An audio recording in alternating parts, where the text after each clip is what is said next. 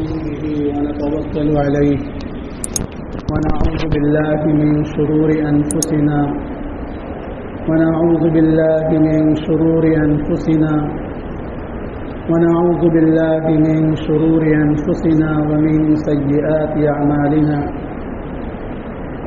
من يهده الله فلا مضل له ومن يضلله فلا هادي له ونشهد أن لا إله إلا الله وحده لا شريك له ونشهد أن سيدنا ومولانا محمدا عبده ورسوله صلى الله عليه وعلى آله وأصحابه وأتباعه وأزواجه وذرياته وأهل بيته وأهل طاعته أجمعين إلى يوم الدين وسلم تسليما كثيرا كثيرا. أما بعد فأعوذ بالله من الشيطان الرجيم. بسم الله الرحمن الرحيم. وما أمروا إلا ليعبدوا الله مخلصين له الدين. وقد ورد في الخبر عن النبي الصادق الأبر صلى الله عليه وسلم أنه قال: أخلص نيتك يكفيك العمل القليل، أو كما قال عليه الصلاة والسلام. واجب التکریم بزرگوں اور میرے عزیز دینی بھائیوں،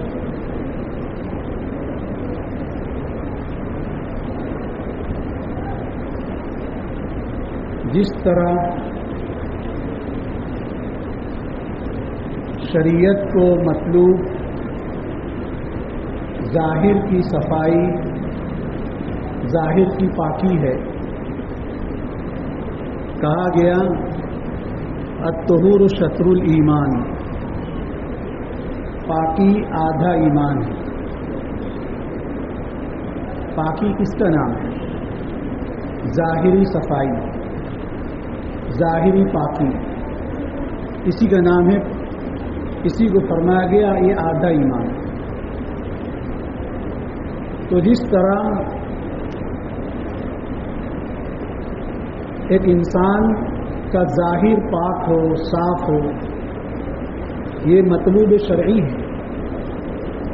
یہی وجہ ہے نماز کے جو فرائض ہیں اس میں اکثر حصہ پاکی کا ہے. انسان جس جگہ نماز پڑھ رہا ہو وہ جگہ پاک ہو، بدن پاک ہو، جو کپڑا پہنا ہوا ہو وہ کپڑا پاک ہو. یہ سب ظاہری صفائی تو ہے.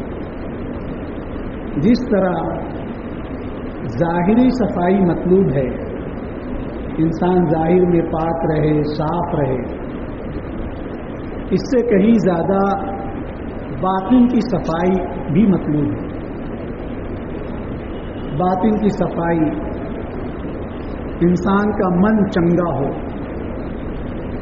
انسان کا قلب ہر قسم کی کفریات سے، شرکیات سے، بدعات سے، خرافات سے، رسومات سے، کذب و زور سے، فسق و فجور سے، عیاشی سے، فحاشی سے، جھوٹ سے، غیبت سے، چغل خوری سے، حب جاہ سے، حب مال سے، ان تمام چیزوں سے انسان کا من پاک ہو. یہ مطلوب شرعی ہے. اسی کو اللہ تعالیٰ نے فرمایا إِلَّا مَنْ أَتَى اللَّهَ بِقَلْبٍ سَلِيمٍ يَوْمَ لَا يَنْفَعُ مَالٌ وَلَا بَنُونَ إِلَّا مَنْ أَتَى اللَّهَ بِقَلْبٍ سَلِيمٍ. قیامت کے روز نہ مال و دولت کام آئیں گے، نہ بیٹی بیٹے خاندان کام آئیں گے. یہ ساری کی ساری چیزیں تو یہیں چھوٹ جائیں گی. ما اغنى عنه ماله وما كسب، کچھ کام نہیں آئے گا. قیامت کے روز اگر انسان کے لیے نجات کا، مغفرت کا، بخشش کا اگر کوئی ذریعہ ہوگا، اللہ تعالیٰ فرما رہے ہیں الا من اتی اللہ بقلب سلیم، جو قلب سلیم لے کر اللہ کے پاس آئے گا۔ قلب سلیم، قلب سلیم کا مطلب نیروگا دل۔ حضرت مولانا محمود الحسن دیوبندی رحمۃ اللہ علیہ نے قلب سلیم کا ترجمہ ہی کیا ہے، نیروگا دل، وہ دل جس میں کوئی روگ نہ ہو۔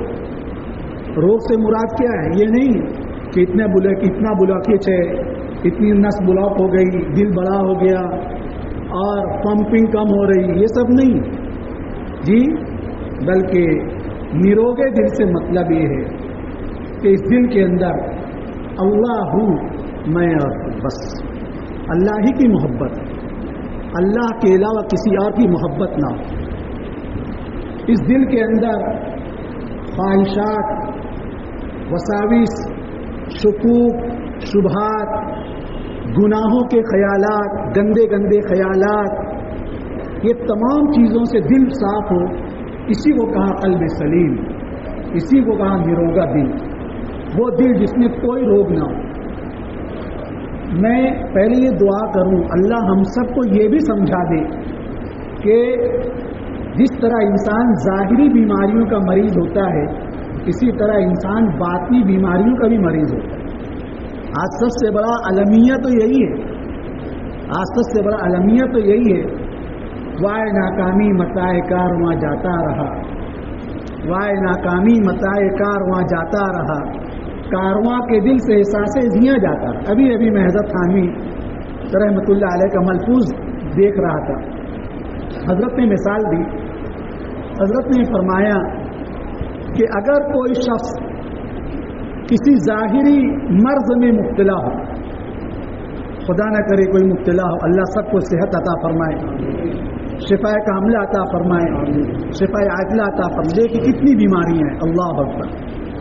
حضرت نے فرمایا، حضرت تھانوی رحمۃ اللہ علیہ نے، اگر کوئی شخص کسی ظاہری بیماری میں مبتلا ہو، وہ بیماری چھوٹی ہو یا بڑی ہو، اور وہ اپنی بیماری کے علاج کی طرف متوجہ بھی نہ ہو، وہ اپنی بیماری کو بیماری بھی نہ سمجھتا ہو، اپنی بیماری کا علاج بھی نہیں کراتا ہو، تو سب لوگ اس کو لان تان کریں گے، اس کو برا بھلا کہیں گے کہ تو اپنی بیماری کا علاج کیوں نہیں کراتا۔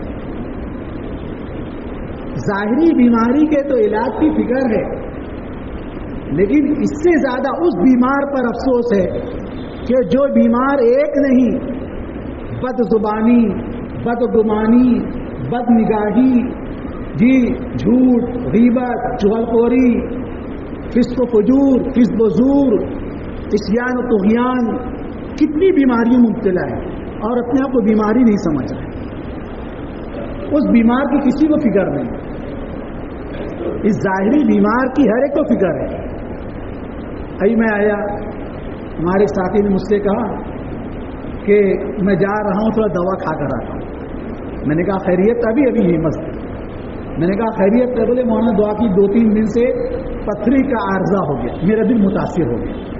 واقعی کہہ رہا ہوں، تو بہت کام کے ساتھی ہیں، آپ لوگ بھی دعا کرو اللہ تعالیٰ ہمارے اس ساتھی کو بہت شفا عطا فرمائے، صحت تندرستی عطا فرمائے، اللہ تعالیٰ ان کی عمر میں خیر و برکت عطا فرمائے، طاقت دے، قوت دے، ہمت دے۔ کئی لوگوں کا اکیلا لوڈ وہ بندہ لے کر چل رہا ہے، میرا دل متاثر ہو گیا تھوڑی دیر کے لیے۔ میں بھی جب خطبہ پڑھ رہا تھا، جب بھی میرا دل متاثر ہی تھا، اللہ ہمارا ساتھی ہے ایسے مرض میں مبتلا ہو گیا۔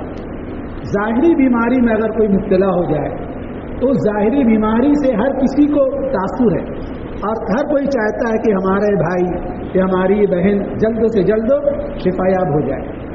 لیکن آج سوچئے امت کا آوا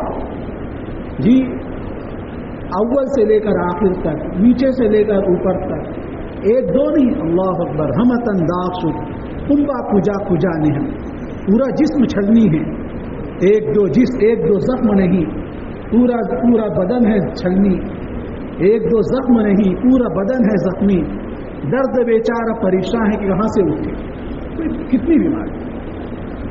لیکن اس سب کے باوجود اس امت کا سب سے بڑا نقصان، اس سے بڑا نقصان کوئی نقصان نہیں ہو سکتا۔ ہزاروں نہیں لاکھوں کروڑوں کا دیوالیہ ہو جائے، بستی کی بستی نظر آتش ہو جائے، پراپرٹی املاک نظر آتش ہو جائے، سب دوبارہ بن سکتا ہے۔ لیکن اس وقت امت جس بیماری مبتلا ہے کہ انسان اپنے آپ کو بیماری نہیں سمجھتا، کتنے عیوب ہیں، کتنے ذنوب ہیں، کتنی کمیاں ہیں، کوتاہیاں ہیں، انسان اپنے آپ کو بیماری نہیں سمجھتا۔ اس بنا پر میں یہ عرض کر رہا تھا کہ آج اس بات کو بھی بار بار کہنے کی ضرورت ہے کہ ہم ظاہر کے کتنے ہی اچھے کیوں نہ ہوں، کتنے ہی چنگے کیوں نہ ہوں، کتنے ہی ہائیٹیڈ ہیلتھی کیوں نہ ہوں، لیکن ہم میں سے ہر کوئی باطن کے اعتبار سے مریض ہے، اندر سے ہر کوئی مریض ہے۔ ہم میں سے کوئی کون ایسا ہے جس کے اندر جھوٹ نہ ہو، غیبت نہ ہو، بڑائی کا جذبہ نہ ہو۔ حبیجہ اسی کہتے ہیں، لوگ مجھے تو سلام کریں، میں کسی کو سلام نہ کروں، یہ حبیجہ۔ مجھ کو ٹرسٹی بناؤ، مجھ کو ایچ ایم بناؤ، مجھے صدر مدرس بناؤ، مجھ کو امیر صاحب بناؤ، مجھے حضرت جی بناؤ، خلافت دو مجھ کو، یہ سب بڑائی کا اسی کا نام ہے حبیجہ، یہ حبیجہ اسی کا نام جی۔ اس بنا پر یہ مستقل بیماری ہے۔ اللہ تعالی ہم سب کو، پوری امت کو اس بات کا فہم، اس بات کا ادراک عطا فرما دے کہ ہم بیمار ہیں، ہم بیمار ہیں، اپنے آپ کو بیماری نہیں سمجھتے۔ میں یہ عرض کر رہا تھا کہ جس طرح ظاہر کی صفائی مطلوب ہے، ظاہر کی پاکی مطلوب ہے، اسی طرح باطن کی صفائی بھی مطلوب ہے۔ ہر انسان کا من چنگا ہو، اس کے اندر کسی کے بارے میں دغا، فریب، فیلڈنگ، پلاننگ، کسی کو ٹھگنے، جی یہ سب جذبات سے انسان پاک ہو، یہ مطلب ہے من کا چنگا ہونا۔ اور جب یہ کیفیت، اور ظاہر سی بات ہے ذکر و سلوک سے مقصود یہی محنت۔ حضرت مولانا گنگوہی رحمۃ اللہ علیہ نے فرمایا، التصوف تعمیر الظاہر والباطن۔ تصوف کس کو کہتے ہیں؟ جی یہ بھی سمجھنے کی چیز ہے۔ لوگ ابھی اوراد و وظائف کی لائن سے ہی آگے نہیں بڑھ رہے ہیں، اور اگر کچھ لوگ اوراد و وظائف، ذکر اذکار کا اہتمام کر رہے ہیں تو وہیں پر رک کر بیٹھے ہوئے۔ حضرت مولانا تھانوی رحمۃ اللہ علیہ کی تعلیمات میں یہ چیز روز روشن کی طرح نمایاں ہے۔ حضرت مولانا تھانوی رحمۃ اللہ فرمایا کرتے تھے کہ بھائی کسی کو غوث بننا ہے تو کہیں اور چلا جائے، کسی کو قطب بننا ہے تو کہیں اور چلا جائے، کسی کو ابدال بننا ہے، ولی اللہ بننا ہے، کسی اور کہیں چلا جائے، جس کو انسان بننا وہ ہمارے یہاں ہے۔ حضرت کی تعلیمات۔ اور افسوس کی بات یہ ہے کہ تصوف کے لائن سے جو محنت ہو رہی ہے وہ بھی بہت سے بہت اذکار، نوافل تک آ کر محدود ہے۔ اس سے زیادہ ضرورت ہے اپنے اخلاق کے تصفیے کی، اپنے اخلاق کو سنوارنے کی۔ درمیان میں ایک جملہ کہتا ہوں، آپ اس کو یاد رکھیے، بہت کام آئے گا۔ ہمارا اللہ کی ذات سے، ہمارے اللہ کی ذات سے ہم پر جو حقوق ہیں، جس کو حقوق اللہ کہتے ہیں، وہ زیادہ 25% ہے۔ مثلا تعلیمات اٹھا کر دیے، نماز حقوق اللہ ہے، روزہ حقوق اللہ ہے، حج حقوق اللہ ہے۔ حقوق اللہ کا جو تعلق ہے اس کا تعلق زیادہ 25%، لیکن حقوق العباد جو ہے، بندوں کا بندوں سے جو، بندوں کے بندوں سے جو حقوق ہے، ایک باپ کا ایک بیٹے سے جو حق ہے، ایک اولاد کا باپ پر جو حق ہے، ایک ماں کا بیٹی پر جو حق ہے، ایک بیٹیوں کا جو ماں پر جو حق ہے، شوہر کا جو بیوی پر جو حق ہے، بیوی کا شوہر پر جو حق ہے، یہ حقوق العباد ہے۔ یہ 75% ہے۔ حقوق اللہ تو بہت سے بہت 25% ہے، لیکن حقوق العباد 75%۔ آج کسی درجے میں دعوت و تبلیغ کی محنت کہیے، علماء کرام کے بیانات کہیے، دروس حدیث کہیے، دروس قرآن، ان ساری محنتوں سے کچھ فکر پیدا بھی ہو رہی ہے تو حقوق اللہ کی حد تک پیدا ہو رہی ہے۔ بس میں نمازی بن گیا، میں حاجی بن گیا، بہت سے بہت میں تہجد گزار بن گیا، میں کسی اللہ والے سے بیٹھ ہو کر میں تھوڑا ذکر فکر کرنے لگ گیا، معاف کیجیے گا، ہماری ترقی کا بھی یہی پر ہے۔ یہ تو حقوق اللہ ہے۔ اور درمیان میں ایک جملہ میں اور کہتا ہوں، اگرچہ بات بہت بڑی ہے اور میرا منہ بہت چھوٹا ہے، میں اس لائق نہیں ہوں، لیکن میں کہہ رہا ہوں، علماء نے لکھا ہے کہ اللہ کو ہماری عبادت کی کوئی ضرورت نہیں، اللہ کو بندوں کی جانب سے نماز کی، روزے کی، ذکر کی، تلاوت کی کوئی ضرورت نہیں ہے۔ یہ ساری جتنے اعمال ہیں ہماری اپنے فائدے کے لیے، ان احسنتم احسنتم لانفسکم، ہم کریں گے ہم کو ثواب ملے گا، اللہ کی بڑائی میں کوئی اضافہ ہونے والا نہیں ہے۔ لیکن حقوق العباد جو ہیں، بندوں پر جو حقوق ہیں، بندے ہر آن ہر لمحہ ہر پل اس کے محتاج ہیں۔ سمجھو میں کیا کہہ رہا ہوں، آج ہمارا مزاج بگاڑ دیا گیا، میٹھے میٹھے بیانات سنا کر کے، اور بیانات میں واقعات کو ربڑ کے جیسا کھینچ کر، ہنسا کر آج لوگوں کا مزاج بگاڑ دیا گیا۔ آج لوگوں کی سوچ اس پر جاتی ہی نہیں ہے کہ میں نمازی تو بن گیا، میں حاجی تو بن گیا، میں تہجد گزار تو بن گیا، میں ذکر تلاوت کرنے والا تو بن گیا، لیکن مجھ پر جو حقوق العباد جو 75% جو حقوق ہے وہ اس کا کیا ہے؟ آپ کہاں سے شروع کریں گے؟ مثال کے طور پر میں باپ ہوں، باپ ہونے کے ناطے مجھ پر، میں شوہر ہوں، شوہر ہونے کے ناطے مجھ پر میری بیوی کے کیا حقوق ہیں؟ آپ کو معلوم ہے؟ نہیں معلوم۔ شادی بیاہ کتنی دھوم سے ہوتی ہے، لاکھوں روپے لگا کر شادی کی جاتی ہے، مہینوں پہلے شادیاں کی جاتی ہیں، ماں باپ اپنی اولاد کی شادی میں لڑکی والے ٹرک بھر کا جہیز دیتے ہیں، لڑکے والے اپنی شان بگاڑنے کے واسطے بڑے بڑے مہنگے شادی فنکشن ہال کرتے ہیں، لاکھوں کا ولیمہ ہوتا ہے، لیکن کیا کہیے، 4 دن کی چاندنی پھر اندھیری رات، 4 دن گزرنے نہیں پاتا ہے کہ آپس میں بحث مباحثہ ہونے لگ جاتا ہے، میاں بیوی میں تکرار ہونے لگ جاتی ہے، حجت، بحث مباحثہ، لڑائی جھگڑا،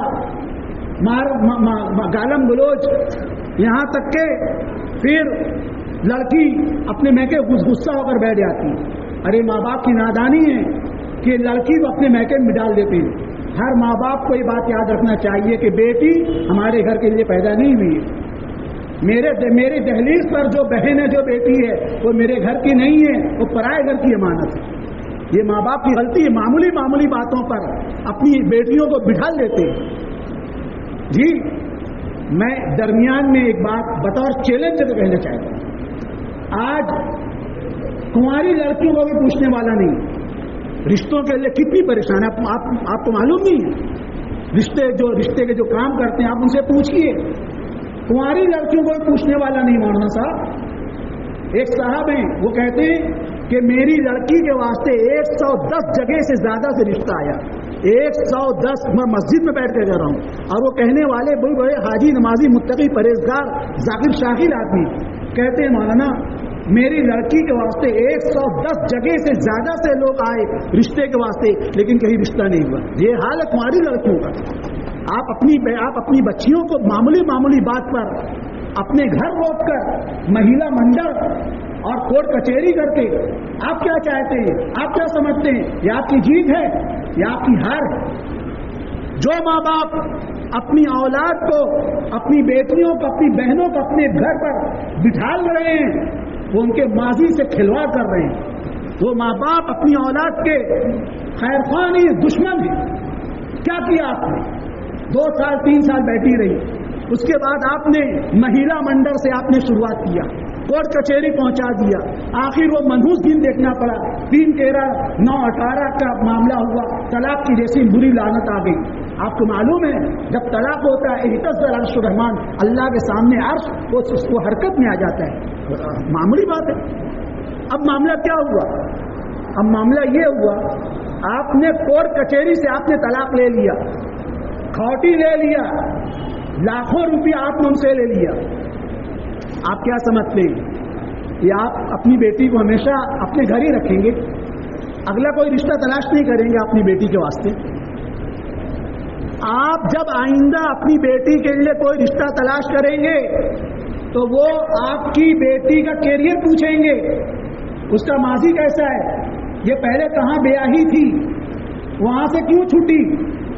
اب درمیان میں بات ہی کہتا ہوں، آپ اس بات سے غافل مت رہیے کہ صرف آپ کے خیرخواہ ہی ہیں، دوستوں سے زیادہ دشمن ہیں، منہ پر دوست بننے والے پیٹھ پیچھے دشمنی کر رہے ہیں۔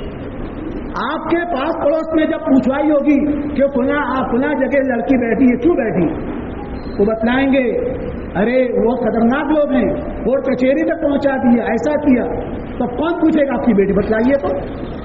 میں نے تو کہا نا، آج کنواری لڑکیوں کو کوئی پوچھنے والا نہیں ہے جی۔ آپ اپنی بیٹی کو، آپ اپنی بہن کو اپنے گھر میں بٹھا کر آپ کس بیس پر بٹھا، کیسے شادی کریں گے آپ اس کی۔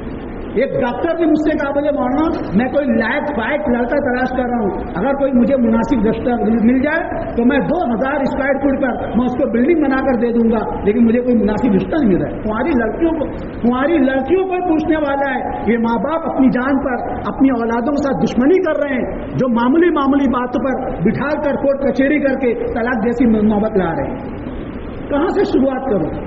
شوہر ہے، بیوی کے حقوق کیا ہیں؟ میں یہی کہہ رہا تھا، ماں باپ بہت دھوم سے شادی کرنا جانتے ہیں، لیکن شادی ہونے کے بعد بیوی کے اوپر شوہر کے حقوق کیا ہیں، شوہر کے اوپر بیوی کے حقوق کیا ہیں، معلوم ہی نہیں ہے جی۔ ارے میں کیا بتاؤں، یہ تو بہت دور کی بات ہے۔ افسوس انتہا ہو گئی، آپ کو سن کر ہنسی آئے گی، مجھے رونا آتا ہے۔ آج سے کتنے سال پہلے میں ایک جگہ نکاح پڑھانے بیٹھا، اسی مالی گاؤں کی بات کر رہا ہوں۔ میں نے دولہے سے پوچھا، بھائی اتنی مہر ہے، منظور ہے؟ اتنی مہر، تو کیا بولتا ہے معلوم ہے؟ ہاں جو بھی دے دے گی لے لوں گا۔ دیکھیے آپ کو ہنسی آئی نا، یہی میں آپ کو ہنسی آئے گی، مجھے رونا آیا، اللہ یہ ہٹا کٹا جوان لٹھا ہو گیا، شادی ہو رہی ہے، اب باپ بننے والا ہے، اس کو یہی نہیں معلوم کہ مہر دینی پڑتی ہے، ابھی بھی لام زیرنے والا معاملہ ہے اس کا۔ تو میں نے کہا اللہ کے بندے، مہر عورت نہیں دیتی ہے، بولے پھر مطلب تجھ کو دینا پڑے گا، ایسا مجھ کو دینا پڑے گا، مطلب ہاں چلو، بولے پھر ٹھیک ہے دے دوں گا۔ یہ حال ہے، آپ نے اپنی اولاد کو کیا تربیت دی جی؟ شادی ہو رہی دھوم دھام سے، میاں بیوی کے حقوق کیا ہے معلوم نہیں، بیوی لڑکی کو آپ نے ٹرک بھر جہیز دے دیا، یہ لڑکی جس خاندان میں جا رہی ہے ساس سسر کے حقوق کیا ہیں، شوہر کے حقوق کیا ہیں، کچھ معلوم نہیں ہے۔ باپ ہے بس ایک فورس، ایک RP بن کر رہنا چاہتا ہے، کس شیر کی آمد ہے کہ رنگ کانپ رہا ہے، رنگ ایک طرف چرخے کوہن کانپ رہا ہے۔ گھر میں باپ آتا ہے تو معلوم نہیں، باپ نہیں جیسے جلاد آ رہا ہے۔ آپ نے کیا دیا اپنے بچوں کو، کیا پیار دیا؟ حضور فرماتے ہیں خیرکم خیرکم لأہلہ وانا خیرکم لأہلی، تم میں سب سے اچھا انسان وہ ہے جو اپنے گھر والوں کے ساتھ اچھا ہو، اور حضور اپنے آپ کو بطور آئیڈیل پیش کر رہے ہیں، وانا خیرکم لأہلی، لوگوں سن لو، تم سب لوگوں میں میں اپنے گھر والوں کے ساتھ سب سے اچھا ہوں۔ کتنی محبت، اللہ اکبر، آپ تصور نہیں کر سکتے کیسی محبت تھی۔ اور ایک بات درمیان میں بطور جملہ معترضہ کا یہ بھی سن لیجئے، علماء نے لکھا ہے کہ میاں بیوی کے درمیان محبت ہونا یہ ان کے متقی ہونے کی علامت ہے۔ ایک شوہر کو بیوی سے محبت ہے، ایک بیوی کو اس کے شوہر سے محبت ہے، یہ ان کے متقی ہونے کی علامت ہے۔ اب کہاں یہ سارے رشتے جی؟ تو میں نے بطور مثال کے، ابھی میں لین دین طرف نہیں جا رہا ہوں، میں ٹھگنے والوں کی طرف، اس کی ٹوپی اس کے سر، اس کی ٹوپی اس کے سر، لاکھوں ہضم کر کے بیٹھ گئے، دینے کا نام ہی نہیں اس پر، اور الٹا بے حیائی سے کس کا دیے، نعوذ باللہ من ذالک۔ یہ حقوق العباد نہیں ہے، یہ حقوق العباد نہیں ہے۔ باپ کے انتقال کو 20 سال ہو گیا، 50 سال ہو گیا، 25 سال ہو گیا، جس دن باپ کی آنکھ بند ہوئی تھی اس دن باپ کی پراپرٹی تقسیم ہو جانی چاہیے، حکم شرعی یہ۔ جس دن باپ کا انتقال ہو گیا، اب اس کی پراپرٹی جائیداد جو بھی ہے XYZ، چھوٹا ہو یا بڑا ہو، کارخانہ ہو، سائزنگ ہو، جھوپڑا کیوں نہ ہو، وہ تقسیم ہونا چاہیے۔ اس میں جتنے بھائی بہن ہیں سب کا حصہ ہے۔ آج بتلائیے،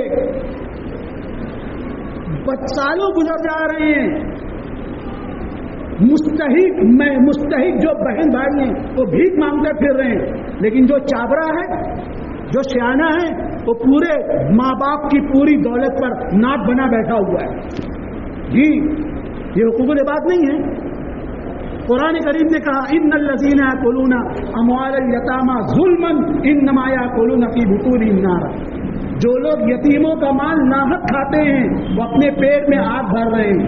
یہ قرآن کی آیت سنا رہا ہوں، ان الذین یاکلون اموال الیتامی، جو لوگ یتیموں کا مال ناحق کھا رہے ہیں وہ اپنے پیٹ میں آگ بھر رہے ہیں۔ حضرات مفسرین رحمہم اللہ نے دونوں باتیں لکھی ہیں اس آیت کی تفسیر میں۔ فرمائے ایک مطلب تو یہ ہے کہ ظاہر میں جو بھی کھا رہے ہوں، مرغ مرغن کھا رہے ہوں، ٹکا کھا رہے ہوں، لیکن وہ جیسے ظاہر میں انگارا ہے نا، پیٹ میں بھی جا کر انگارے بن رہے ہو، یہ جلن ہو رہی ہے، یہ بیماری ہو رہی ہے، کیوں؟ دوسروں کا چھین کر کھا رہے ہو نا۔ ایک بات تو یہ ہے، اور دوسری بات یہ ہے کہ یتیموں کا مال ناحق کھانے پر کل قیامت میں ایسا سخت عذاب دیا جائے گا کہ جس طرح ایک شخص کے پیٹ میں آگ بھر دی جائے اس کو کیسی تکلیف ہوگی، ایسا خطرناک عذاب دیا جائے۔ یہ اتنی سخت وعید کس پر ہے؟ یتیموں کا مال ناحق کھانے پر ہے۔ میں آپ سے پوچھنا چاہتا ہوں، جس دن آپ کے ابا حضور کا انتقال ہوا، آپ کے جو چھوٹے چھوٹے بھائی بہن وہ یتیم نہیں ہوئے؟ وہ یتیم نہیں ہوئے کہ جو لوگ یتیم خانے میں پلیں گے بڑے بس وہی یتیم ہے؟ ہمارے تمہارے گھر میں بھی یتیم ہیں، ہم ان یتیموں کا مال کھا رہے ہیں، ان کو ان کا حق نہیں دے رہے ہیں، یہ کیا ہے؟ تو حقوق اسی واسطے میں نے کہا تھا کہ حقوق اللہ کا تعلق تو 25% زندگی سے، زندگی کے 25% شعبہ حیات سے ہے، لیکن حقوق اللہ، حقوق العباد کا جو معاملات ہے وہ 75% سے آئے۔ آج کون حقوق العباد کی فکر کر رہا ہے؟ اس بنا پر تصوف جو ہے تعمیر الظاہر والباطن، انسان اپنے ظاہر کو بھی سنوارے، اپنے باطن کو بھی سنوارے، حقوق اللہ بھی ادا کرنے والا بنے اور حقوق العباد بھی ادا کرنے والا بنے۔ جی، اور جب انسان کے اندر یہ صفت پیدا ہوتی ہے کہ انسان کا تعلق خالق کے ساتھ اور مخلوق کے ساتھ، دونوں کے ساتھ تعلق صحیح ہو جاتا ہے، تو پھر ایسا شخص مخلص ہو جاتا ہے۔ ایسا شخص جس کی ظاہری اور باطنی زندگی یکساں ہو جاتی ہے، جس کی جلوت اور خلوت یکساں ہو جاتی ہے، ایسا شخص مخلصین میں شمار ہوتا ہے۔ اس لیے کہ اخلاص کی علامت یہ ہے، اخلاص کی علامت ہے کہ انسان کی جلوت اور انسان کی خلوت دونوں یکساں ہوں۔ اگر جلوت اور خلوت میں فرق ہے، معاف کیجیے گا، یہ اخلاص کی علامت نہیں۔ جلوت کیا ہے؟ جلوت تو یہ ہے کہ عوام کے سامنے جب میں ہوتا ہوں، مجمع عام میں ہوتا ہوں، تو فرائض نہیں، چاشت اشراق اوابین بھی پڑھتا ہوں۔ ہاں، کیوں؟ سب لوگ مجھے دیکھنے والے ہیں۔ اور جب میں خلوت میں ہوتا ہوں، تنہائی میں ہوتا ہوں، جہاں مجھے کوئی دیکھنے والا نہیں ہوتا، تو معاف کیجیے گا، فرائض کے بھی لالے پڑ جاتے ہیں۔ یہ بتلائیے جلوت خلوت میں فرق ہے کہ نہیں ہے؟ مجمع کے سامنے تو ہم اتنے عابد، عبادت گزار، متقی، پرہیزگار، اور جلوت میں اور خلوت میں فرائض کے بھی لالے۔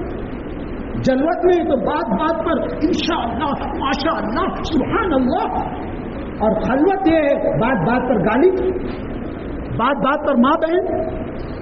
یہ ہے جلوت اور خلوت کا فرق، یہ ہے جلوت اور خلوت کا فرق۔ جلوت میں یہ ہے کہ صاحب تسبیح بھی ہاتھ سے نہیں چھوٹ رہی ہے اور ہونٹ بھی نہیں رک رہے ذکر اذکار سے، اور خلوت کیا ہے؟ کسی کو بتلانے کی ضرورت نہیں۔ اللہ معاف فرمائے، جلوت یہ ہے کہ ہم بیٹھ کر ابھی بیان سن رہے ہیں، انشاءاللہ ماشاءاللہ کہہ رہے ہیں، ذکر کریں گے، روئیں گے، دھوئیں گے، اور خلوت یہ ہے کہ جا کر پھر جو منہ چوہے کا بچہ ہمارے ہاتھ میں آئے گا تو فجر کی نماز بھی پڑھانا ہم کو مشکل کر دے گا۔ پھر موبائلوں پر گندی تصویریں ہم دیکھتے رہیں گے، موبائلوں پر بلی فلم دیکھتے رہیں گے، موبائلوں پر چیٹنگ کرتے رہیں گے۔ یہ ہے جلوت اور خلوت کا فرق۔ جب جلوت اور خلوت میں فرق ہوتا ہے تو انسان کے مخلص ہونے کی علامت نہیں ہے۔ انسان کے مخلص ہونے کی علامت یہ ہے کہ اس کی جلوت، اس کی خلوت اس کی جلوت کے جیسے۔ ہمارے اکابرین بزرگان دین رحمہم اللہ کی زندگیاں اٹھا کر دیکھی، اللہ اکبر، ان کی زندگیاں ایسی تھیں کہ صاحب اپنے آپ کو سزا دیتے تھے، بلکہ نہ صرف سزا دیتے تھے، آ کر حضور سے کہہ رہے ہیں اللہ کے رسول اقیم علی الحد، اللہ کے رسول مجھ پر حد نافذ کر دیجیے، اللہ کے رسول بے شک اور حدیث میں آخر کا لفظ آتا ہے جس کے معنی کمینے کو ہوتے ہیں، اپنے آپ کو کہہ رہے ہیں اس کمینے سے زنا سرزد ہو گیا ہے، اپنے جرم کا اعتراف کر رہے ہیں، چھپا نہیں رہے ہیں اپنے جرم کا اعتراف۔ اللہ کے رسول اس کمینے سے زنا کا صدور ہو گیا، آپ مجھ پر حد نافذ کر دیجیے۔ حضور اس دوزخ سے چہرہ پھیر لیتے ہیں، لیکن دل میں چبھن تھی، دل میں احساس تھا کہ اس گناہ کی سزا اگر دنیا میں نہیں ملے گی تو آخرت میں اس کی جو سزا ملتی ہے وہ قابل برداشت نہیں ہوگی۔ اس دل پہ خدا کی رحمت ہو، جس دل کی حالت ہوتی ہے ایک بار خطا ہو جائے اگر 100 بار ندامت ہوتی ہے۔ یہ تھا زندگی تھی، زندگی ہے، میرے پاس وقت نہیں ہے۔ میں ہر بیان میں یہی سوچ کر آتا ہوں کہ آج تھوڑا ہی بیان کروں گا، اس لیے کہ بیان کرنا بھی میرے لیے بہت بڑا بوجھ رہتا ہے کہ میں دوسروں کو تو بیان کروں، میری زندگی کیا ہے۔ اس لیے مجھ کو بھی اپنے آپ کو سنبھالنا ہوتا ہے، مجھ کو اپنی بھی فکر ہوتی ہے۔ ایسا نہیں کہ میں آپ کی فکر میں اپنی غلطی میں دوسروں کو حوالے کر دوں، لیکن کیا کہیے، طالبین صادقین کی طلب صادق ہوتی ہے اور مضمون سے مضمون ایسے جڑتے ہیں۔ میں کہہ رہا تھا کہ اخلاص یہ ہے کہ 7 پردوں کے اندر تنہائی میں اگر اسے کوئی گناہ سرزد ہو جاتا تھا تو آ کر اپنے آپ کو نہ صرف اس گناہ کا اقرار کرتے تھے، اس گناہ کے سزا کا ڈیمانڈ کرتے تھے۔ قربان جائیے اس قبیلہ غامدیہ کی اس خاتون کی عزم ہمت، اس پہ عزم کی بلندی کو سلام ہو۔ قبیلہ غامدیہ کی وہ خاتون آتی ہے، اللہ کے رسول مجھ پر حد نافذ کر دی، خاتون ہے، ایک عورت ذات ہے، اللہ کے رسول مجھ پر حد نافذ کر دی۔ کیا ہوا؟ مجھ سے زنا کا صدور ہو گیا۔ دیکھیے کس درجہ ان کے اندر گناہوں کی چبھن تھی، گناہوں کی ٹیسٹ تھی، گناہوں کی تکلیف تھی، تو برداشت نہیں کرنے پا اللہ کا رسول مجھ سے زنا ہو گیا، مجھ پر حد نافذ کر دیا۔ بالآخر قصہ آپ نے سنا، آپ فرماتے ہیں جا، جب یہ تیرے پیٹ کا بچہ جب پیدا ہو جائے اس کے بعد آنا۔ اس کو بہت اچھا چانس تھا وانٹیڈ ہو جانے کا، غائب ہو جانے کا، لیکن اس دل پہ خدا کی رحمت ہو، جس دل کی حالت ہوتی ہے ایک بار خطا ہو جائے اگر 100 بار ندامت ہوتی ہے۔ وہ خاتون کو بے چینی تھی، بے قراری تھی، دنیا کی سزا بھگتنے کے لیے آخرت کی سزا بھگتنے کی طاقت نہیں تھی۔ وضع حمل ہوا، زچگی ہوئی، ڈیلیوری ہوئی، وہ عورت حاضر خدمت ہوئی۔ اللہ کے رسول آپ نے فرمایا تھا اب زچگی بھی ہو گئی، اب تو مجھ پر حد نافذ کر دیجئے۔ آپ فرماتے ہیں جا بعد میں آنا، جب تک تیرا بچہ دودھ پیتا رہے جب تک مت آنا۔ بالآخر بچے کی شیر خارگی کی مدت، دودھ پینے کی مدت پوری ہو گئی۔ وہ صحابیہ، وہ قبیلہ غامدیہ کی خاتون اپنے بچے کے ہاتھ میں روٹی کا ٹکڑا لے کر حاضر ہوتی ہیں۔ اللہ کے رسول دیکھیے اب میرا بچہ اس لائق ہو گیا ہے کہ اپنے ہاتھ سے روٹی کھا سکتا ہے، اللہ اب تو مجھ پر حد نافذ کرتا۔ اللہ اکبر، قربان جائیے۔ حضور علیہ السلام اس بچے کو لیتے ہیں، ایک دوسرے شخص کو دیتے ہیں اور فرماتے اس عورت کو جا کر سنسار کر دیا جائے۔ اس دل پہ خدا کی رحمت ہو، جس دل کی حالت ہوتی ہے ایک بار خطا ہو جائے اگر 100 بار ندامت ہوتی ہے۔ اس کا نام ہے اخلاص۔ کہ انسان، امام غزالی رحمۃ اللہ علیہ نے اخلاص کی علامت ہی لکھی ہے کہ انسان اپنے محاسن، اپنے کمالات کو اسی طرح چھپائے جس طرح انسان اپنے گناہوں کو چھپاتا ہے۔ یہ اخلاص کی علامت ہے۔ انسان اپنی نیکیوں کو چھپائے کر ڈھنڈورا پیٹنے والا، اور جیسا میں نے کہا آج چھپانے سے زیادہ چھپانے والا دور آ گیا۔ جس کو دیکھو چھپ رہا ہے، اخبارات میں، ڈیجیٹل میں چھپ رہا ہے۔ ہمارے اکابرین بزرگان دین کے یہاں چھپانے والا مزاج نہیں تھا، چھپانے والا مزاج تھا۔ بامدعی مگو عید اسرار عشق مستی بگزارتا بمیرت در عجب خود پرست۔ امام غزالی رحمۃ اللہ علیہ نے کتنے ایسے عابدین کے واقعات لکھے جو رات بھر جاگ کر، سنیے چیز اخلاص اس کو کہتے ہیں۔ آج تو ہمارا معاملہ یہ ہے کہ ایک صاحب ہمارے استاد محترم حضرت مولانا محفوظ الرحمان صاحب رحمۃ اللہ علیہ ایسے واقعات سنایا کرتے تھے۔ ایک صاحب نماز پڑھ رہے تھے، پیچھے 2 لوگ بیٹھے، بات بولے یہ کون ہیں؟ تو دوسرے صاحب ان کا تعارف کرا، یہ ہے لیکن یہ کہنا بھول گئے کہ حاجی صاحب بھی ہیں. اب وہ بیچارے حاجی صاحب نماز میں سن رہے ہیں کہ میرا تعارف تو کرا لیکن مجھ کو حاجی صاحب کہنا بھول گیا, تو نماز میں ذرا حاجی صاحب بھی ہو نا, ہاں بولے حاجی صاحب بھی ہیں. کیا کہیے آپ نے کس کے واسطے کیا؟ ارے وہ دوسرے عمرے میں مدینے کا جو پودینہ لایا تھا نا, اس مدینے کے پودینے کی چائے بنا کر لانا. دیکھ رہے ہیں کیا ہے آپ یہ بولنا ضروری ہے کہ دوسرا عمرہ یہ کیا ہے؟ یہ نفس کا چور. اللہ معاف فرمائے. جتنے حجاج کرام حاجی صاحبان, میں ان سے معذرت کے ساتھ, ہم لوگ نکاح کا دفتر بھرتے ہیں جی, تو صاحب اب آئی ڈی پروف کے مطابق تو تمہارے آئی ڈی پروف پر حاجی نہیں ہے, تم پیدا ہوتے حاجی تو تھے نہیں, آئی ڈی پروف پر تمہارا نام حاجی نہیں ہے. لیکن جب دکھائیں گے حاجی فلاں فلاں, حاجی فلاں فلاں, اب ہم کیوں لکھیں حاجی فلاں فلاں؟ تمہارے آئی ڈی پروف پر حاجی ہے کیا؟ حضرت تھانوی رحمۃ اللہ علیہ ایک گاؤں میں تشریف لے گئے. حضرت حکیم الامت تھانوی رحمۃ اللہ علیہ ایک گاؤں دیہات میں تشریف لے گئے, تو وہاں پر جا کر جب بات چیت ہوئی تو بھائی تھوڑا ایک دوسرے تعارف ہو جائے, تم اپنا تعارف کراؤ. تو ایک نے اپنا تعارف کرایا, میں حاجی فلاں فلاں.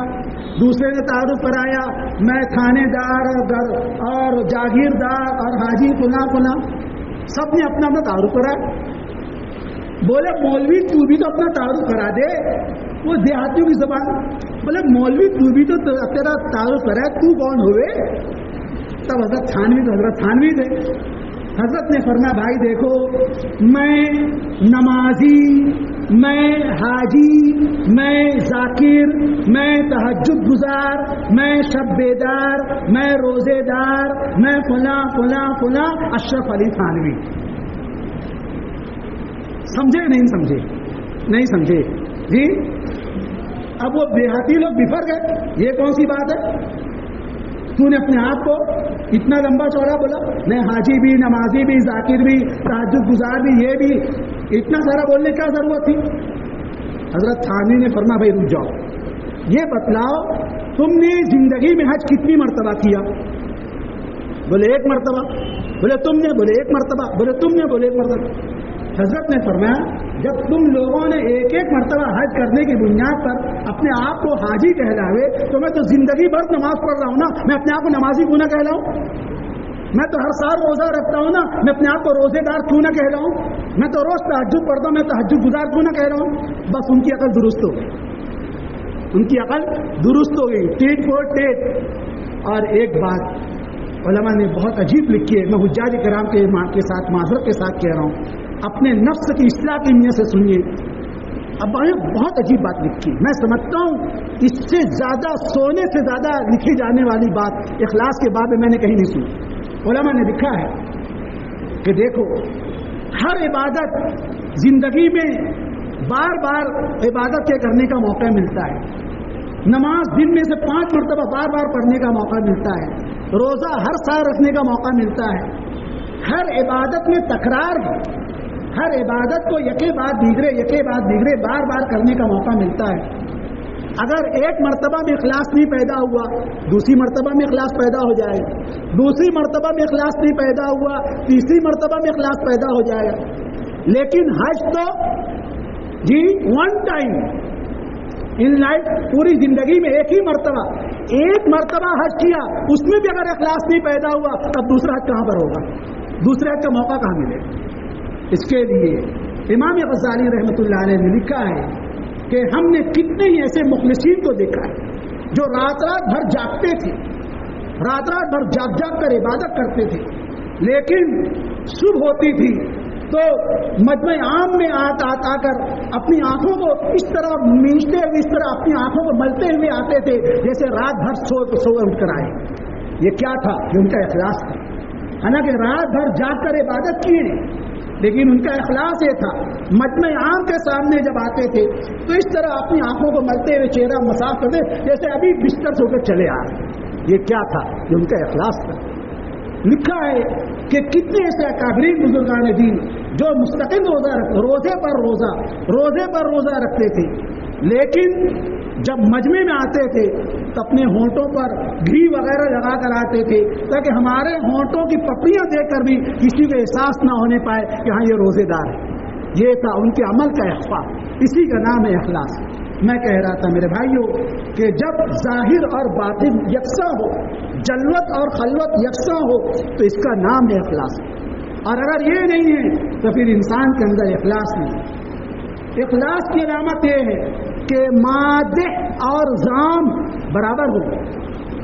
مادح یہ مدح یمدح سے اسم فاعل ہے، مادح تعریف کرنے والا، اور ذام ضم یا ضم سے بنا ہے جس کے معنی آتے ہیں ہجو بیان کرنے والا، برائی بیان کرنے والا، منہ پر تعریف کرنے والا اور منہ پر برائی بیان کرنے والا دونوں برابر ہو جائے۔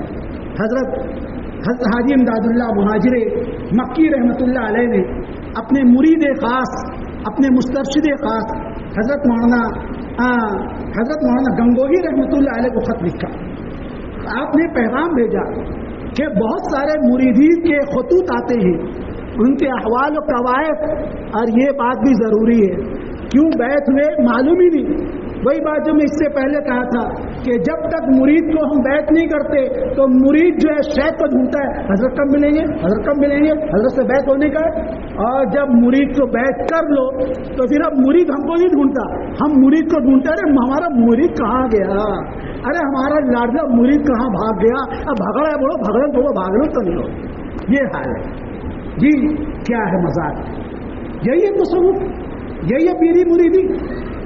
ہمارے علماء دیوبند نے تو تصوف کے اوپر جو محنت کی تھی وہ اسی لیے کی تھی کہ پوری دنیا میں ذکر سلوک کے نام پر، پیری مریدی کے نام پر جو اس کو مطعون کر دیا گیا تھا، اس کو بدنام کر دیا گیا تھا، اس کو پیٹ بھرنے اور جیب بھرنے کا ذریعہ بنا لیا گیا تھا، ان تمام واہی تباہی خرافات سے، بدعات سے بچانے کے واسطے ہمارے علماء دیوبند نے جس طرح فقہ و فتاوی میں محنت کی، تفسیر اور حدیث میں محنت کی، الحمدللہ ثم الحمدللہ علماء دیوبند کا دنیا اسلام پر وہ احسان عظیم ہے کہ علماء دیوبند نے ذکر و سلوک کے نام پر، فقہ و فتاوی کے نام پر اور پیری مریدی کے نام پر بھی اسی طرح محنت کی۔ بلکہ آپ کو معلوم ہونا چاہیے دارالعلوم دیوبند جو ہمارے اکھنڈ بھارت کا، اکھنڈ بھارت سمجھنے کی کوشش کیجیے، میں نام نہیں لوں گا، اس زمانے کا اکھنڈ بھارت کا المدارس تھا دارالعلوم دیوبند۔ دارالعلوم دیوبند کی تاریخ حضرت مولانا مفتی تقی عثمانی صاحب نے لکھا ہے کہ میرے دادا حضرت مولانا یاسین صاحب رحمۃ اللہ علیہ جو حضرت تھانوی کے ہم سبق تھے، وہ انہوں نے مولانا یاسین صاحب کا اقوال لکھا ہے، وہ فرماتے ہیں ہم نے دارالعلوم دیوبند کا وہ زمانہ دیکھا ہے، دارالعلوم دیوبند کا وہ زمانہ بھی دیکھا ہے جب دارالعلوم دن میں تو ایک مدرسہ ہوتا تھا اور اس کے گوشے گوشے سے، چپے چپے سے قال اللہ قال رسول اللہ کی صدائیں گونجتی، لیکن یہی دارالعلوم رات میں خانقاہ میں تبدیل ہو جاتا تھا اور اس کے گوشے گوشے، چپے چپے سے اللہ اللہ کی صدائیں گونجتی۔ علماء نے لکھا ہے کہ دارالعلوم کی تاریخ ہی نکالی گئی در مدرسہ خانقاہ دیدم، ہم نے مدرسے کو، ہم نے خانقاہ میں مدرسہ دیکھا۔ تو میں عرض کر رہا تھا کہ اس چیز کی ضرورت ہے۔ حضرت مولانا گنگوہی رحمۃ اللہ علیہ نے وہ لکھا، حضرت نے حاجی امداد اللہ مہاجر مکی رحمۃ اللہ علیہ نے، کہ دوسرے مریدین کے بھی خطوط آتے ہیں، تمہارا کوئی خط و کتابت نہیں، تمہارے کوئی حال احوال ہی نہیں۔ تو ہمارے لوگوں کے اندر انکسار تھا، تواضع تھی، کچھ ہو نہ میری ذلت و خواری کا سبب ہے، کچھ ہو نہ میری ذلت و خواری کا سبب ہے، یہ ہے میرا اعزاز کہ میں کچھ بھی نہیں۔ اس لیے کہ سلوک میں میرے بھائیوں، بزرگوں، دوستوں، وہ علماء ہوں، وہ حفاظ ہوں، وہ ڈاکٹرز ہوں، وہ ٹیچرز ہوں، کوئی بھی ہوں، سن لیجئے، سلوک شخصیت سازی پوزیشن بنانے کا نام نہیں ہے، سلوک تو اپنے آپ کو مٹانے کا نام ہے۔ یہ راستہ شخصیت سازی والا راستہ نہیں ہے، یہ راستہ تو شخصیت سوزی والا ہے۔ اپنے آپ کو مٹا دیجئے، مٹا دیجئے، مٹا دیجئے کہ میں مٹنے کو آیا ہوں، نہیں کوئی تمنا جس کو میں لے کر کے آیا ہوں، مٹا دیجئے کہ میں مٹنے کو آیا ہوں۔ یہاں پر مٹانا کمال ہے، یہاں پر بچانا کمال نہیں ہے۔ اس کے لیے ایک شعر پڑھ رہا ہوں، سنیے وہ شعر۔ مکتب عشق میں جس شخص کی بسم اللہ ہو، مکتب عشق کیا ہے؟ یہ پیری مریدی خانقاہی اعمال۔ مکتب عشق میں جس شخص کی بسم اللہ ہو، اس کا پہلا سبق فنا فی اللہ۔ اپنے آپ کو مٹانا ہو، میں مولانا، میں ڈاکٹر، میں انجینئر، میں حضرت، کچھ نہیں کوئی تمنا جس کو میں لے کر کے آیا ہوں۔ ارے شعر کس نے کہا تھا معلوم ہے؟ یہ شعر خواجہ عزیز الحسن مجذوب رحمۃ اللہ علیہ کا شعر۔ اور خواجہ صاحب کتنے بڑے آدمی تھے، میں دو باتیں بتلاتا ہوں۔ خواجہ صاحب اتنے بڑے آدمی تھے، عطاء الرحمان خواجہ صاحب اتنے بڑے آدمی تھے کہ برٹش گورنمنٹ کے اے ڈی آئے تھے۔ کیا بولتے؟ اے ڈی کو آئیڈیا بولتے، وہ جو ڈپٹی انسپیکٹر ہوتا ہے اسکولوں میں جاتا ہے، ہاں اے ڈی آئی بولتے۔ برٹش گورنمنٹ کے، انگریز گورنمنٹ کے اے ڈی آئی تھے۔ اب سوچو، اے ڈی آئی یہ اتنا بڑا عہدہ ایسے دے دیا جاتا ہے، اور وہ بھی برٹش گورنمنٹ، انگریز گورنمنٹ نے ان پر کتنا بھروسہ کیا ہوگا۔ اچھا وہ بھی ایک سن لیجیے کیوں بھروسہ کیا۔ ایک موقع پر برٹش گورنمنٹ نے، ایک افسر نے ایسے تمام اے ڈی آئی لوگوں کی میٹنگ بلائی، جتنے ایسے علاقے میں اے ڈی آئی لوگ آفیسر تھے۔ اب سب لوگ جمع ہو گئے، حضرت خواجہ صاحب آئے نہیں، آئے تو بہت دیر سے آئے۔ تو ہر زمانے میں مسٹر اور ملا لوگوں میں جھگڑا رہا ہے جی، اس لیے کہ مسٹر کی جب تک ٹر نہیں ہوتی، ان کو دین پر، قرآن پر، حدیث پر، ملانوں پر اعتراض ہوتا ہی ہے۔ اس کے لیے محنت کیجئے، اے مسٹر لوگوں، اللہ والوں کے ہاتھ میں ہاتھ دو تاکہ یہ جو مسٹر کی جو ٹر ہے یہ ٹر ہو جائے۔ جب تک یہ مسٹریت کی ٹر نہیں ہوگی، انا کا بھوت نہیں نکلے گا جی۔ اب وہ خواجہ صاحب دیر سے آئے، اب وہ وہاں پر بیٹھے ہوئے کچھ مسلمان لوگ بھی تھے، ان کو اعتراض ہوا، دیکھو ملا ابھی تک آیا نہیں۔ اب وہ کہنے کو تو کہہ رہے تھے، لیکن جیسی خواجہ صاحب ایک نورانی لبادے میں لمبا کرتا پہنتے تھے، چوڑی دار پائجامہ پہنتے تھے اور بہترین گاڑی پر گھومتے تھے، اور وجہ بیان فرماتے تھے کہ میں اتنے نفیس لباس میں اتنی ٹھاڑ باڑ کے ساتھ اس لیے رہتا ہوں تاکہ کوئی یہ پیری مریدی والوں کو گھیرا ہوا نہ سمجھے، ہاں ہم بھی ٹھاڑ والے ہیں۔ چلے خیر، اب خواجہ صاحب آئے، اب وہاں پر بیٹھے ہوئے ملا لوگوں، وہ منسٹر پہلے سے جو آفیسر لوگ تھے، انہوں نے اعتراض کیا۔ اب وہ اعتراض کیا کرتا، آفیسر جو بیٹھا تھا برٹش گورنمنٹ کا، وہ کوئی آبجیکشن کیا لیتا؟ جیسے ہی دیکھا خواجہ صاحب آئے تو اس نے اپنی کرسی چھوڑ دیا۔ یہ ہے سنت کا اثر، یہ ہے اسلامی لائسنس کا اثر، یہ ہے اسلامی وردی کا اثر جی۔ آپ کیا سمجھتے ہو جی؟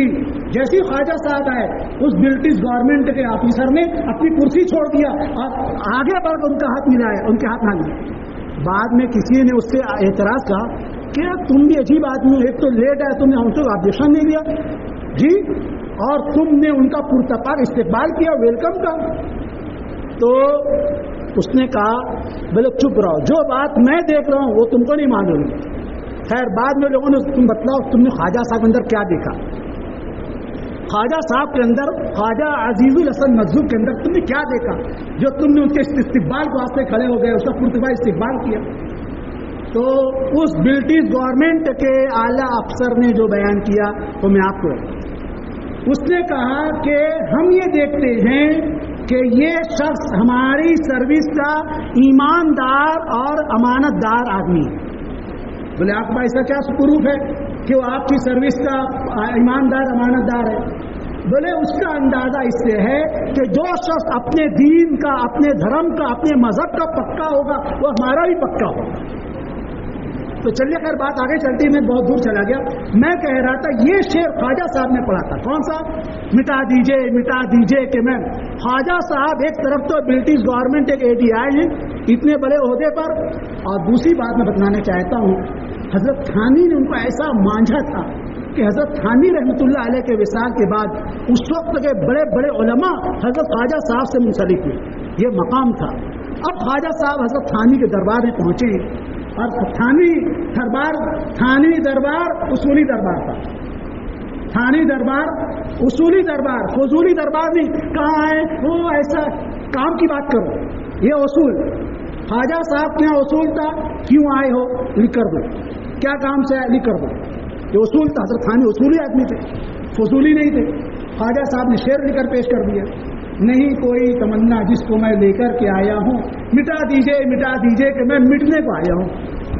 جی اتنا بڑا آدمی وہ اپنے آپ کو اپنے شیخ کے آگے مٹا رہا ہے. کیا کہہ رہا ہے؟ مٹا دیجئے. اور ہم شخصیت سوزی حضرت کے پاس جائیں، حضرت مجھ کو چائے منگا کر پلائیں، حضرت مجھ کو ناشتہ کھلائیں. یہ کون سی بات ہے؟ تم نے شخصیت سازی کے واسطے بیعت کیا ہے یا شخصیت سوزی کے واسطے بیعت کیا ہے؟ خواجہ صاحب تو کہہ رہے ہیں نہیں کوئی تمنا جس کو میں لے کر کے آیا ہوں، مٹا دیجئے کہ میں مٹنے کو آیا ہوں. پھر کیسے مٹایا حضرت تھانوی نے، حضرت خواجہ صاحب نے، وہ بھی سن لیجیے. حضرت تھانوی اصولی آدمی تھے، فضولی آدمی نہیں تھے، للو چپو والے آدمی نہیں تھے. اصول بائے اصول، نیم بائے نیم. ایک موقع پر خواجہ صاحب کو خلافت دے دی گئی. حضرت تھانوی نے خواجہ صاحب کو خلافت دے دی. خلافت دینے کے باوجود ایک موقع پر حضرت تھانوی رحمۃ اللہ علیہ خواجہ صاحب سے ناراض ہو گئے، اور ایسے ناراض ہوئے کہ حکم دے دیا ان کا بوریا بستر گیٹ آؤٹ، باہر کر دو. اب شیخ کی بات ماننا بھی تھی، وہاں پر شیخ سے لڑائی جھگڑا نہیں کرنا تھا. مجھ کو ایسا کیا ایسا. آج اگر کوئی شیخ اپنے مرید کو دو بات کہہ لے، کوئی بتلا کون سا مرید ہو برداشت کر سکے؟ جی کچھ نہیں مولانا صاحب، صفات نہیں ہے، صرف انانیت بھری کوٹ کر کے. مشائخ کی آنکھوں میں آنکھ ملا کر منہزوری کی جاتی ہے، بے ادبی کی جاتی ہے. وہ مرید باصفا تھے.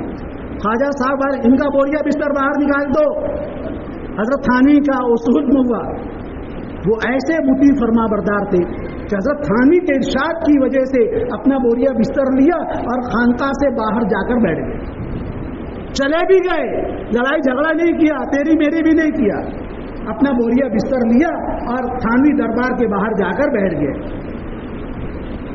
گئے بھی نہیں، حضرت کی حکم کی تعمیل میں تھانوی دربار سے باہر چلے گئے. اب وہاں پر جا کر بیٹھے. کیوں بیٹھے؟ اس لیے کہ حضرت کا حکم تھا باہر جاؤ، تو چلا گیا باہر. لیکن اتنے پکے کے گھر بھی نہیں جا رہے ہیں. یہ بات بتانا چاہتا ہوں. اب وہاں سے ایک شعر پڑھ رہے، ادھر تو در نہ کھولے گا، ادھر میں در نہ چھوڑوں گا. جی ادھر تو در نہ کھولے گا، ادھر میں در نہ چھوڑوں گا. حکومت اپنی اپنی ہے، کہیں تیری کہیں میری. اتنے پکے تھے خواجہ صاحب. تو میرے بھائیوں میں کہہ رہا تھا کہ مکتب عشق میں جس شخص کی بسم اللہ، مکتب عشق میں جس شخص کی بسم اللہ، اگر کوئی کسی سے بیعت ہونا ہو یا بیعت ہوا ہو تو سوچ کے کیوں بیعت ہوا ہے. اپنی شخصیت سوزی کے واسطے نہیں، اپنے آپ کو لٹانے کے واسطے. مکتب عشق میں جس شخص کی بسم اللہ ہو، اس کا پہلا سبق فنا فی اللہ، اس کا پہلا سبق فنا فی اللہ. تو وہ واقعہ سنا کر بات ختم کر دوں. حضرت حاجی صاحب نے مولانا رشید احمد گنگوہی کو لکھا کہ تمہارے کچھ حال احوال معلوم ہی نہیں ہوتے. تو مولانا گنگوہی بھی اپنے آپ کو مٹا چکے تھے.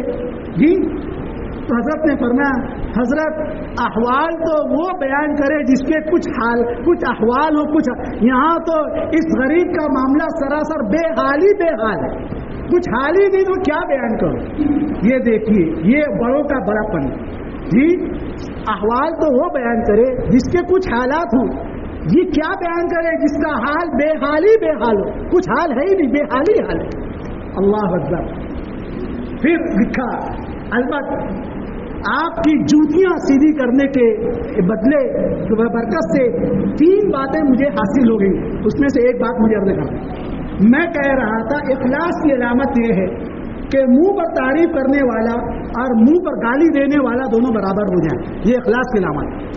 حضرت نے لکھا، حضرت مادح اور ذام، منہ پر تعریف کرنے والا اور منہ پر برائی بیان کرنے والا میری نظر میں دونوں برابر ہیں. کیا مطلب؟ اگر کوئی پیٹ بھر کر بھی میرے منہ پر میری تعریف کرے تو میرے نفس میں کوئی خوشی نہیں ہوتی، میرا نفس پھول کا کپا نہیں ہوتا. اور اگر کوئی سڑی گالیاں بھی دے دے، پورا بھلا بھی کہہ دے تو میرے نفس میں کوئی انتباس نہیں پیدا ہوتا. یہ مطلب ہے مادح اور ذام. اور یہ جو چیز پیدا ہوتی ہے، یہ 2 چیز کثرت ذکر اللہ اور صحبت اہل اللہ سے. جی آج بظاہر لوگ ہماری تعریف کرتے ہیں، اور یہ بھی حضرت تھانوی کی عز و انکسار کہیے، تواضع و خاکساری کہیے. حضرت تھانوی کتنے بڑے آدمی تھے، اللہ اکبر. میں نے کسی موقع پر کہا ہوگا اللہ تعالیٰ کے لیے کوئی مشکل نہیں ہے کہ ایسے لاکھوں کروڑوں تھانوی اللہ پیدا کر دے، اللہ کے لیے کوئی مشکل نہیں ہے.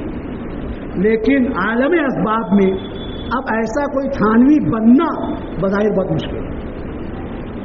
میں بہت بڑی بات کہہ رہا ہوں، یوں ہی نہیں کہہ رہا ہوں جی.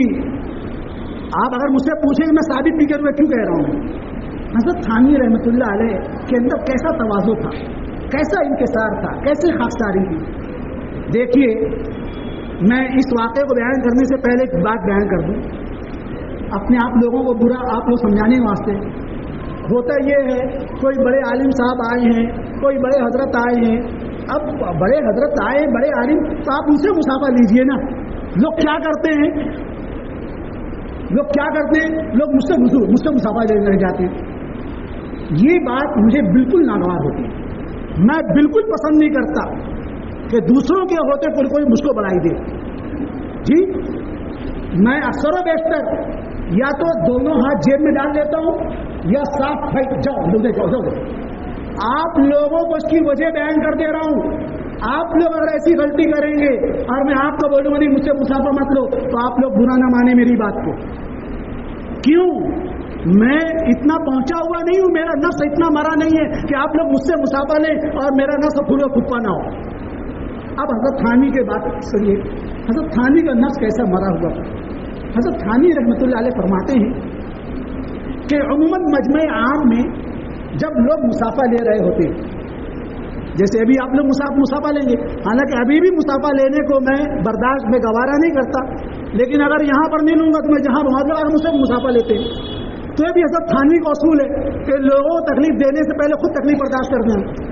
کہ مثلاً کیا حضرت تھانوی رحمۃ اللہ علیہ فرماتے ہیں، میں جب کسی جگہ جاتا ہوں مہمان بن کر، اب میرے ہاتھ میں سامان ہوتا ہے ڈیکچی وغیرہ، تو ظاہر سی بات ہے میرے ہاتھ میں سامان دے کر لوگ اس سامان کو لینے کے واسطے دوڑ پڑیں گے، چھیڑا چھوڑی کریں گے، لوگوں کو تکلیف ہوگی. تو لوگوں کو تکلیف نہ ہو اس سے پہلے میں خود اپنا سامان بھی لے چلو. سمجھے نہیں سمجھے؟ لوگوں کو تکلیف سے بچانے کے واسطے میں خود تکلیف نہیں. کسی نے ہمارے حضرت والا حضرت رحمۃ اللہ علیہ سے سوال کیا، بولے حضرت آپ سفر میں اتنا سارا سامان لے کر چلتے ہیں، سفر میں سامان اتنا سارا، یہ بھی آپ نے دیکھا نہیں حضرت والا حضرت رحمۃ اللہ علیہ کو کتنے نازک مزاج اور کتنے اصولی آدمی تھے. حضرت تھانوی کا آخری خلیفہ تھے، اصولی کے اصولی تھے. تو حضرت نے فرمایا بھائی دو بات ہے. حضرت والا حضرت رحمۃ اللہ علیہ نے فرمایا بھائی دو بات ہے. ایک بات تو یہ ہے کہ اگر ہم سفر میں سامان نہ لے کر چلیں تو لوگوں کو تکلیف ہو، بھائی یہ لے کر کے آؤ، بھائی یہ لے کر کے آؤ، میرے پاس یہ لے کر کے آؤ. اگر ہم سفر میں سامان ساتھ نہ لے جائیں تو دوسروں کو تکلیف دیں، اور اگر ہم سامان لے کر جاتے ہیں تو اس سے بہت ہم کو تکلیف ہوتی ہے. تو ہم اپنے آپ کو سامان اٹھانے کی تکلیف برداشت کرنا تو ہم گوارا کرتے ہیں، دوسروں سے سوال کر یہ لاؤ، یہ دوسروں کو تکلیف دینا ہم گوارا نہیں کرتے. یہ تھا حضرت تھانوی کا اصول. بتلاؤ اسی واسطے میں کہہ رہا ہوں عالم اسباب میں اب ایسا کوئی تھانوی بننا بہت مشکل ہے. اور بات بیان کر دوں، حضرت تھانوی نے فرمایا کہ جب مجمع عام میں لوگ مسافہ لے رہے ہوتے ہیں تو یہ وقت اپنے آپ کو بہت سنبھالنے کا ہوتا ہے. بہت سنبھالنے کا کیا مطلب؟ کوئی میرا موبائل لے لے گا نہیں. سنبھالنے کا مطلب کیا ہے؟ بہت ممکن ہے میرے اندر برائی پیدا ہو جائے، دیکھ مسافے کی لائن لگتی اتنا بڑا پہنچا ہوا ہے، یہ بات پیدا ہو سکتی ہے. نہیں سمجھ رہے ہیں؟ حضرت عبداللہ بن مسعود رضی اللہ تعالیٰ کتنے بڑے صحابی ہیں، کسی اور موقع پر تعارف کراؤں گا. جا رہے تھے، کچھ لوگ آپ کے پیچھے چل رہے تھے، آپ کو آہٹ محسوس ہوئی، کچھ لوگ میرے پیچھے چل رہے. آپ رک گئے، آپ نے پوچھا تم کو مجھ سے کچھ کام ہے کیا؟ عبداللہ بن مسعود کچھ کام ہے؟ بولے نہیں. بھائی جاؤ اپنا کام کرو. پھر آپ نے جو بات فرمائی میں آپ کو سنانا چاہتی ہوں. حضرت نے جو فرمایا جاؤ اپنا کام کرو، فرمایا اس لیے کہ اس طرح پیچھے چلنے والے کے لیے تو ذلت ہے، پیچھے چلنے والے کے لیے ذلت ہے اور آگے چلنے والے کے لیے فتنہ ہے. اس کے من میں بات پیدا ہو سکے، دیکھ تو کچھ ہے جب لوگ تجھ کو آگے. ہاں سمجھنے کی بات خدا کرے بات سمجھا دے. حضرت تھانی فرماتے ہیں جب لوگ مسافہ لے رہے ہوتے ہیں وہ وقت بہت نازک ہوتا ہے. بہت ممکن ہے جس سے مسافہ لیا جائے اس کے اندر کبر و تکبر بڑائی پیدا ہو جائے. دیکھ کتنی لائن اتنے لوگ مسافہ. حضرت ثانی فرماتے ہیں الحمدللہ اس وقت بھی میرے اندر کوئی کبر کوئی غرور کوئی تکبر کوئی انانیت کوئی بڑاپن نہیں پیدا ہو. بولے کیوں؟